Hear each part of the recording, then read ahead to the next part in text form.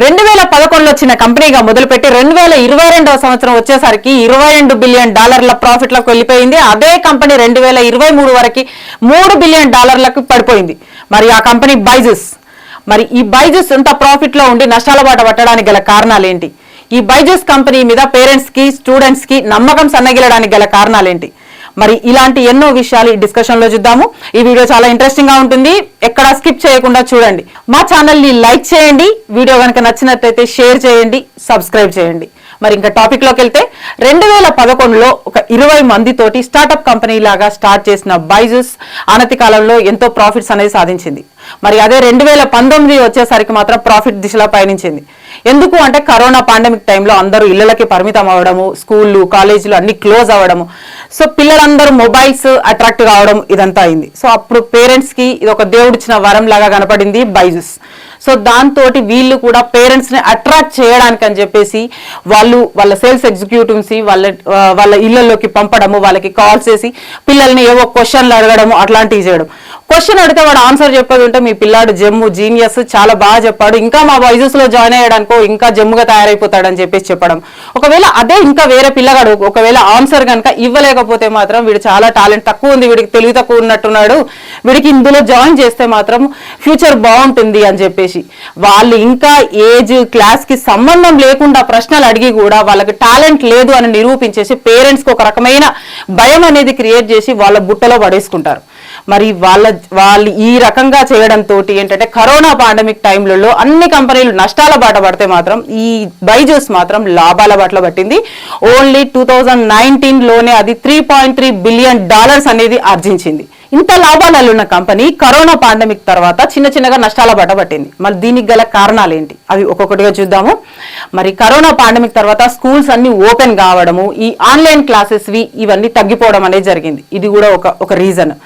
మరి next reason ఏంటంటే ఇందులో ఉన్న బైజూస్ లో ఉన్న ఎంప్లాయీస్ కి ప్రెజర్ బర్డెన్ అనేది ఎక్కువ ఉండేది.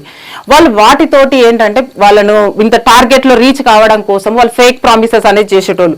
ఈ ఫేక్ ప్రామిస్ చేసుకుంటూ కూడా ఇంత బర్డెన్ లో కూడా వాళ్ళు ఎందుకు ఆ ఎంప్లాయీస్ అందులో ఉంటున్నారు అని అంటే వాళ్ళు ఇచ్చే సాలరీస్, వాళ్ళ హైక్ సాలరీస్ అనేవి ఎక్కువగా ఉండేది. దానికి వాళ్ళ లగ్జూరియస్ లైఫ్ అనేది వాళ్ళకి అలవాటు అయిపోయి కూడా అందులో నుండి బయటికి రాకుండా వాళ్ళు ఫేక్ ప్రామిసెస్ అనేది చేసేవాళ్ళు. ఇది కూడా వన్ రీజన్. అంతేకాకుండా ఇది ఇంకా లాభాలు పడడానికి ఇంకా ఎక్స్పాండ్ చేయడం కోసం అని చెప్పేసి వైట్ హ్యాట్ జూనియర్ తో దాన్ని $300 మిలియన్ తో కొన్నది. మరి ఈ వైట్ హ్యాట్ జూనియర్ అంటే ఏంటంటే చిన్న పిల్లలకి చిన్నప్పుడే కోడింగ్ నేర్పించడం.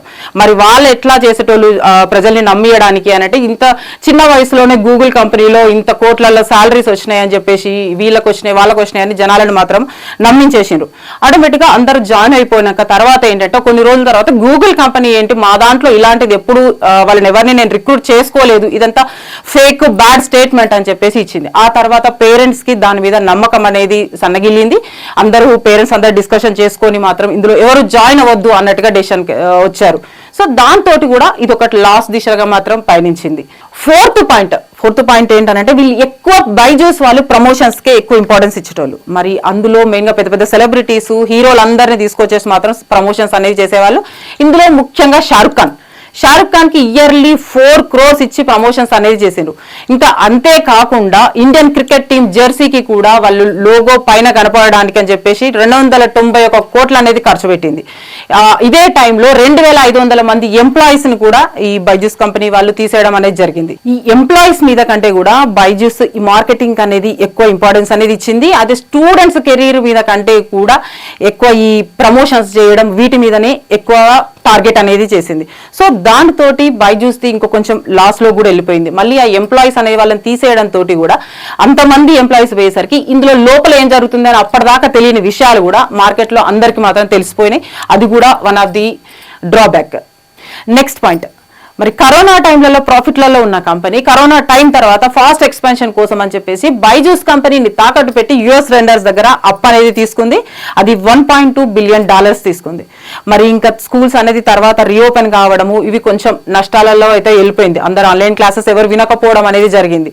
సో వాటి కోసం అని చెప్పేసి వీళ్ళు అప్పు కట్టలేనట్టుగా స్టేజ్ అయితే వచ్చేసింది వాళ్ళకి. సో ఆ కంపెనీ వాళ్ళు బైజూస్ వాళ్ళని అప్పు కట్టమని చెప్పేసి అడగగా వీళ్ళే ఉల్టా బైజూస్ కంపెనీనే ఆ రెండర్స్ ఎవరైతే ఇచ్చారో వాళ్ళపైన కేసు అనేది పెట్టింది.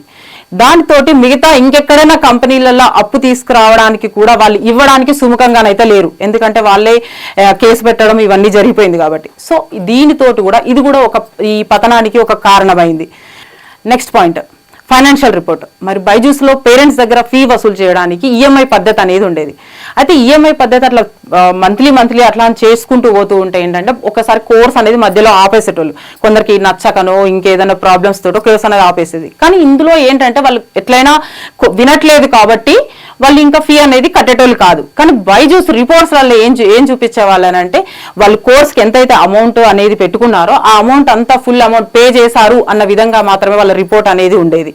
మరి ఈ రిపోర్ట్తో చూస్తే వాళ్ళ ఆదాయం యాక్చువల్గా చూస్తే $22 బిలియన్, కానీ యాక్చువల్ రిపోర్ట్ చూస్తే ఎంత అంటే $5 బిలియన్.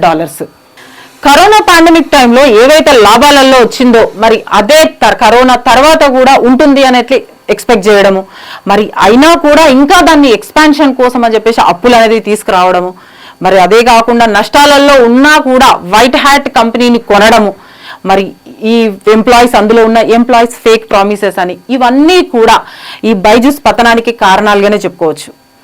మరి ఏ విధంగా అయినప్పటికీ మరి విద్యను విద్యలాగానే చూపిస్తే బాగుంటుంది, దాన్ని ఒక వ్యాపారం లాగా మార్చకుండా ఉంటేనైతే బాగుంటుంది.